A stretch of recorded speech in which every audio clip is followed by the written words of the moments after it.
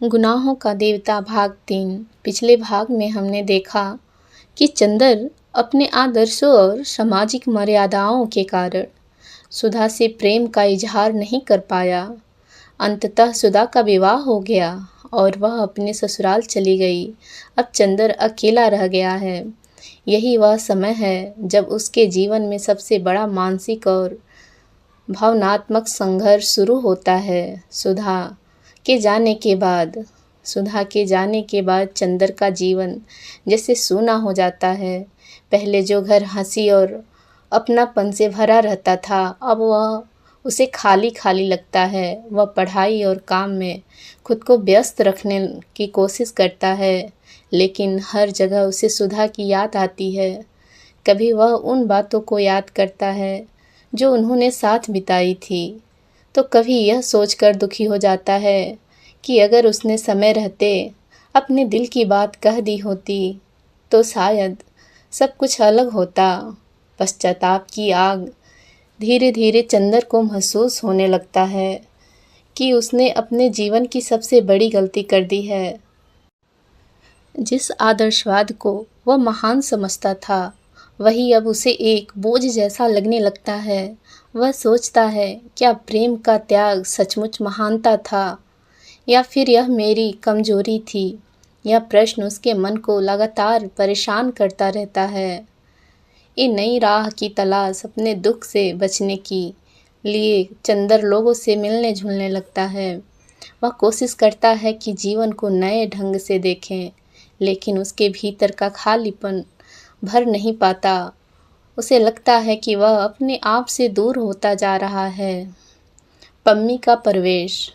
इसी दौरान चंदर के जीवन में पम्मी नाम की एक आधुनिक और आत्मविश्वासी युवती आती है।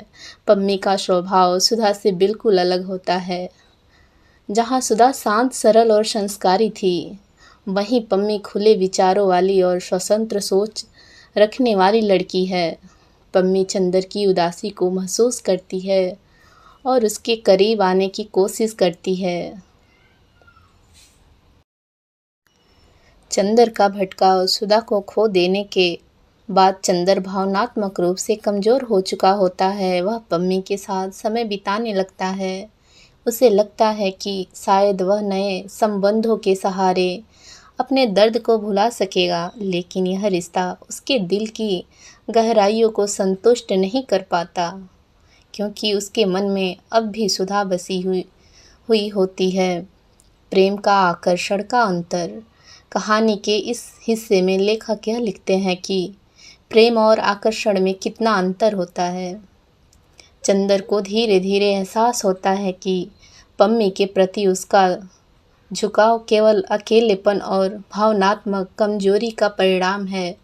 वह समझने लगता है कि सच्चा प्रेम केवल शरीर या आकर्षण पर नहीं, बल्कि आत्मिक जुड़ाव और आधारित होता है, और वह जुड़ाव उसे केवल सुधा के साथ महसूस हुआ था। सुधा की चिट्ठियाँ। कभी कभी सुधा की चिट्ठियाँ आती हैं। वह अपने नए जीवन के बारे में लिखती है। उसके शब्दों में शिकायत नहीं होती, लेकिन एक गहरी उदासी छिपी रहती है। चंदर उन पत्रों को पढ़कर और अधिक बेचैन हो जाता है। उसे महसूस होता है कि केवल वह ही नहीं, सुधा भी भीतर से टूट चुकी है। आत्मग्लानि। समय बीतने के साथ चंदर का आत्मसंघर्ष और बढ़ता जाता है। वह अपने निर्णयों का मूल्यांकन करता है। उसे लगता है कि उसने न केवल अपने जीवन को दुखी बनाया, बल्कि सुधा के जीवन में भी पीड़ा भर दी। यह भावना उसे भीतर से तोड़ने लगती है। आत्मिक परिवर्तन। धीरे धीरे चंदर को समझ आने लगता है कि मनुष्य केवल आदर्शों के सहारे नहीं जी सकता। भावनाएं, प्रेम और सच्चाई भी जीवन के महत्वपूर्ण हिस्से हैं। वह अपने पुराने विचारों पर पुनर्विचार करने लगता है। यही सोच के उसके व्यक्तित्व में एक बड़ा परिवर्तन लाती है। भाग 3 का अंत। अब चंदर एक ऐसे मोड़ पर खड़ा है जहां उसे अपने जीवन, प्रेम और आदर्शों का वास्तविक अर्थ समझ आने लगता है। लेकिन समय बीत चुका है। सुधा अपने जीवन में आगे बढ़ चुकी है और चंदर अपने किए हुए निर्णयों का बोझ ढो रहा है। आने वाले भाग में कहानी अपने सबसे भावुक और दुखद चरण में प्रवेश करती है, जहाँ प्रेम, त्याग और पश्चाताप का अंतिम परिणाम सामने आता है। भाग 4 में कहानी का मार्मिक अंत होगा।